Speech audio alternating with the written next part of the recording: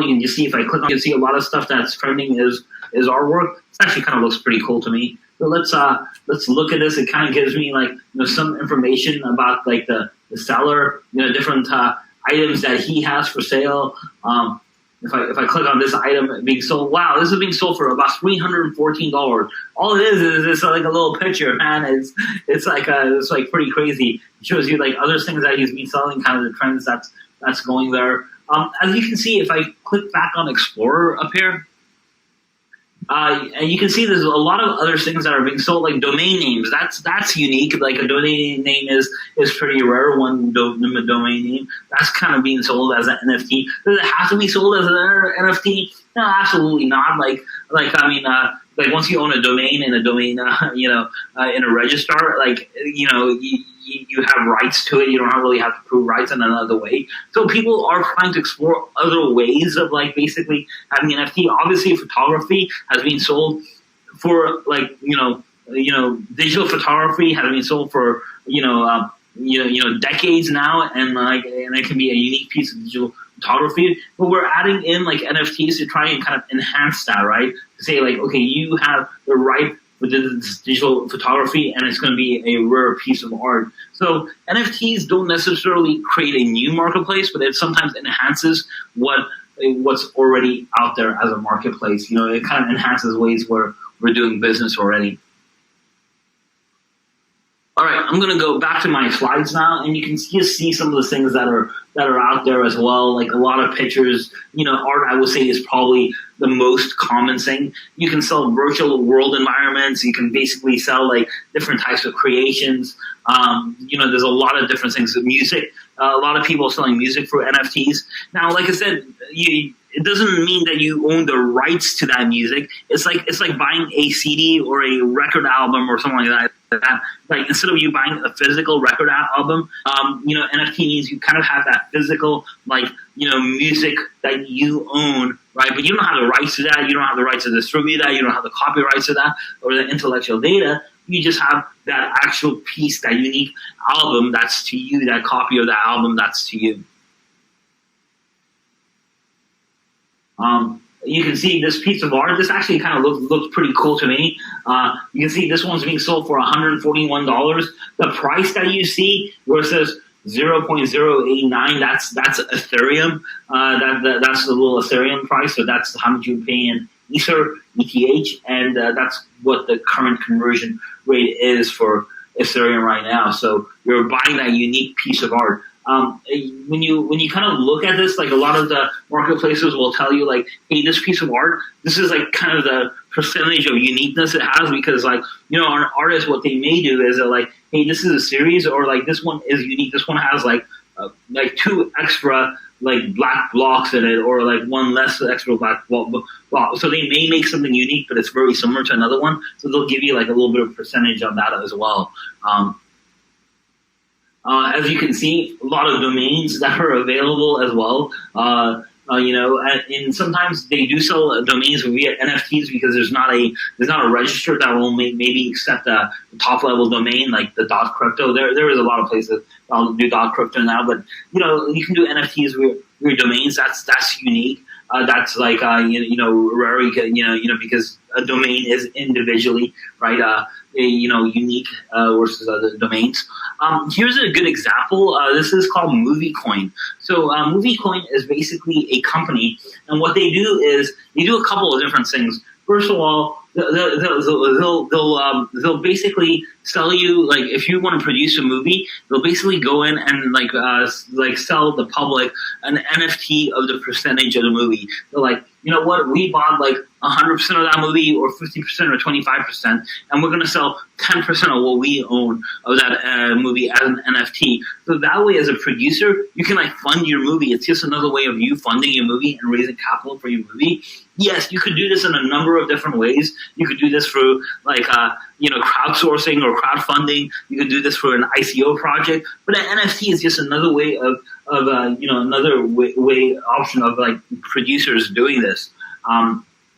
So one way of doing that, and then because you own a percentage, that means you own that right for that that percentage. You're entitled. So if they own 50% of 100%, and they sell you 50% of that, that means you own 25% of that movie, right? So you have 25% of the rights, the profits, the sharing of that movie. Also, depending on your contract, what that contract says, but that could possibly be one of the uses. One of the things that a movie coin also does is they actually invest in very high-end movies, things like the latest Top Gun movie, Top Gun Mavericks, some of the other movies as well. So they could invest in that, and then they could share you a percentage of that as well. So it's not just independent movies.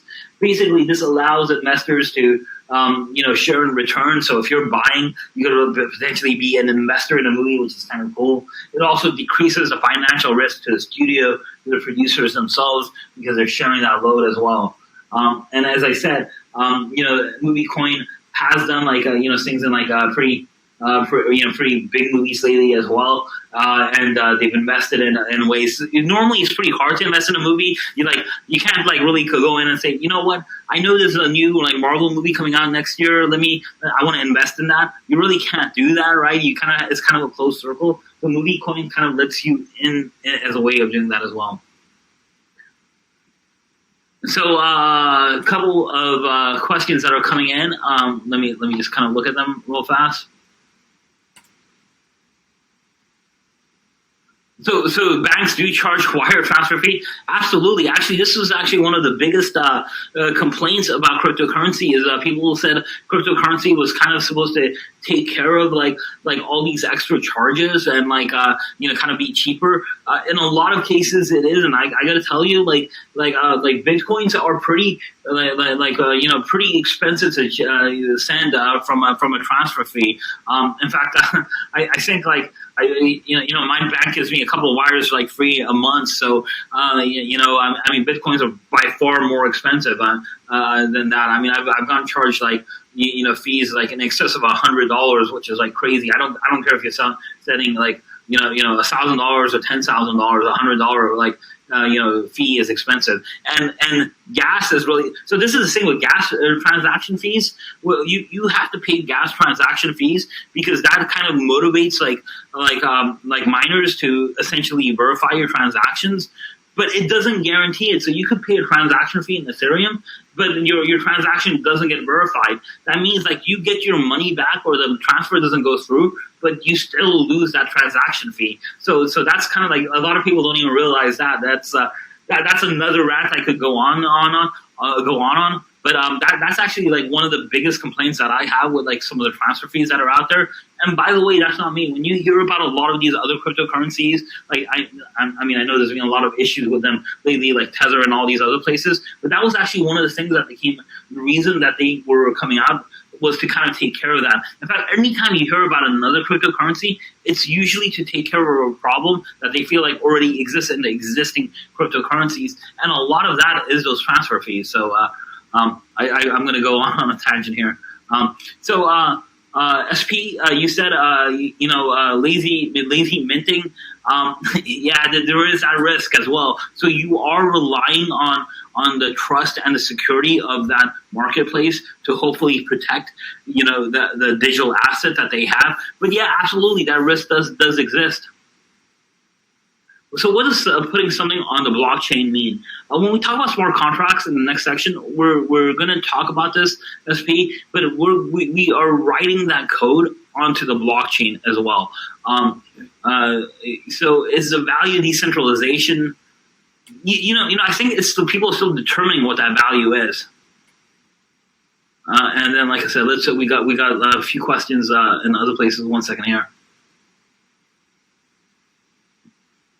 So we don't cover the metaverse KP in this course. That's a good question. We can definitely talk about that. I'll talk about a little bit about the end on that. The metaverse guys I see a lot of people asking about the metaverse, and don't think of it as something that's out there. It's cloud. The metaverse is the word cloud. It's just a digital world. Everything we're talking about is in the digital world. So technically, it's in the metaverse, right? The metaverse just means that it's a world that exists digitally. You remember, back in the day, kid used to play a game like The Sims. That's a metaverse for that environment as well. Minecraft is a metaverse as well. So like a lot of people kind of like take metaverse because it's a new marketing term as well. I know Facebook is kind of doing a few things with it as well, but it's just a digital world that you live in. We'll talk about that. KP, like if you want to talk, I'm actually like working with a lot of companies that are creating their own metaverse for a number of different projects. So feel free to email me. It's but I think it's a term that kind of gets used not correctly a couple of times. If you Google my name and metaverse, there's a few blog articles I've written on the cybersecurity section on metaverse as well. We'll talk about the Ether merge as well. So Ether merge is not going to affect gas that much, unfortunately, as what we've seen on test networks. So and what we're talking about there is Ethereum is going from a proof of work network. Excuse me, guys. One second. Guys, I'm gonna put you on hold just 1 second here. Got a little emergency that just happened. Just give me like 20 seconds here. It's instead of buying a movie off like iTunes or even watching something on Netflix, this is kind of a new service where basically you own like a digital copy. It's like buying a DVD, but it's done on a public blockchain. So the promise behind this is like, hey, if iTunes ever goes away or if Apple decides to like block your access to a movie that you bought digitally, you don't have to worry about that, because just like with a DVD, you really don't care if like you don't have access to the service anymore. You have that physical disc. This is kind of trying to get the same equivalency of that, is that you own that movie. The platform is decentralized, and it uses smart contracts to actually like account for like they're starting a video on demand service as well. So like things like the royalties and the payments, and when things are being like watched, all the kind of complicated things that happen on the back end for accounting processes, that's all going to be automated for smart contracts. So basically on the platform, so there's no one needs to calculate everything. Everything's kind of predetermined on a smart contract. And it's all distributed on a ledger, the Ethereum ledger as well. Now, they are coming out with their own blockchain. You know, there are problems with it. This sounds great on paper, but there are problems with this. First of all, what about if no one uses a blockchain? What about if there's no, there's not enough nodes on that blockchain? It basically makes it not valuable. So there are, just saying like, hey, I'm using a blockchain, I'm using decentralized technology, doesn't automatically mean things are better in some ways. You still have to see if that data is viable. Now, like I said, I hope they survive. I hope they do a good job, because I think they do have a reason for that. These are just some of the business cases. Like obviously, that's in the movie world. But as I said, NFTs they're starting to be used in businesses. So what businesses have realized is like if they start bundling things with NFTs, they can actually like follow products like life cycles. So they can like see if they have a physical product and they have an NFT tied to that, they can kind of follow that NFT like in the digital world, because I can query like most blockchains are public, so I can query that NFT, I can query that that actual asset on a blockchain, and I can see like hey, you know what, this changed hands like 4 times, it's got resold 100 times. Tesla is actually looking at NFTs with their cars, because one of the things that's happening with not only Teslas but with a lot of cars is that people are buying them and they're reselling them right now, because we have a crazy used car market, right? And sometimes they're being sold at like really, really high premiums. I have a friend that basically has a 3-year-old Tesla, and he's just sold it for just a little bit more than what he paid for it after like 25,000 miles. That is crazy. I think that's probably a very unique situation. But you know what? As a manufacturer, you may want to know this. You're like, hey, you know what? Should I be selling my cars, or should I like make make a policy where someone can't resell cars, or how can I benefit from this? You can't really benefit from you can't really track something because it's physical, it's out of your hands. If there's an NFT tied to that, it's basically like a tracking device. You can say like, okay, I can see exactly what happened to this physical good.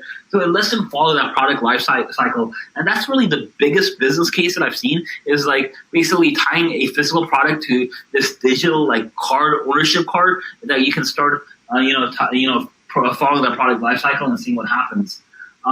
Also, like licensing, just like licensing new types of software, hardware, intellectual rights. NFTs can help with that. So, like, if you want to like license any type of like intellectual right, and the NFTs can help with tracking that as well. As I said, NFT cards and tokens can be used in fashion products quite a bit, in clothing and purses and bags and designer things, not only to prove device authenticity and high-end fashion. I will tell you, this is kind of like a new thing we're still trying to figure out, at least businesses are, like, hey, how can we use NFTs? A lot of it is being used for like artworks and for collectibles and trading right now. That's kind of the major power behind that. Businesses are like just right now trying to figure out like, hey, can I use this for something else besides like, like artwork, right? NFT airdrops, and we have airdrops in cryptocurrency as well. But basically, it's a reward. An airdrop is like when a company says they're doing an NFT airdrop or even a cryptocurrency airdrop. It's basically a reward. So that got cut off, but they are called, those rewards are called airdrops.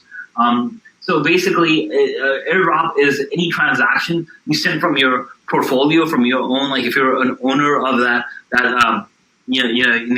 of that organization, of that business. Basically, you're selling or sending your NFTs from your portfolio to someone else's portfolio without a transaction. You're not charging them. You're basically giving them something for free.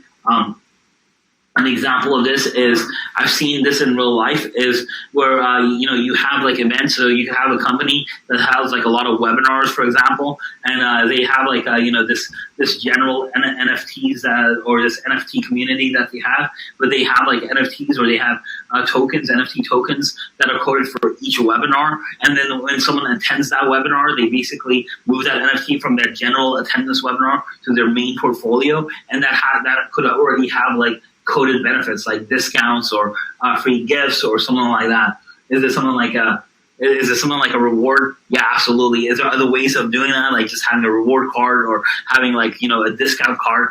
Absolutely. There's a lot of ways to do that, but this just allows you to do it through the world of cryptocurrency and the world of blockchains as well. People are trying that out. I don't know how well it's going to go, like if there's a big advantage of doing that versus like just giving someone a discount card or a discount code. But people are trying it out and they're saying like, hey, let's see what happens and maybe we can follow this. Once again, we have the benefits of blockchain, of querying this and following this and seeing how many, what people are doing with our collectibles or our discounts, and if they're selling them, reselling them, or using them. So one of the most important things to remember is that with NFTs, you're not buying intellectual rights. I think some people kind of forget this. Someone actually just sold an NFT for the Terminator 2 movie, and it was funny. The people that bought that, it was being sold for like $5 or something like that, and it actually got bid up to like hundreds of thousands of dollars. And I think the person that actually bought that, this was actually canceled, by the way, because of the misunderstanding. But the person that bought that thought they were buying the rights to Terminator 2, the Arnold Schwarzenegger movie. Nope, they were buying a copy of the movie. That's all they were buying, right? Like that DVD or that VHS equivalent. They weren't buying the intellectual rights.